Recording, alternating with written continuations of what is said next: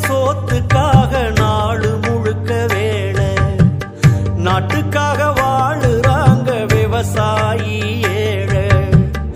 ஒருவேளை சோத்துக்காக நாடு முழுக்க வேலை, நாட்டுக்காக வாழுறாங்க விவசாயி ஏழை.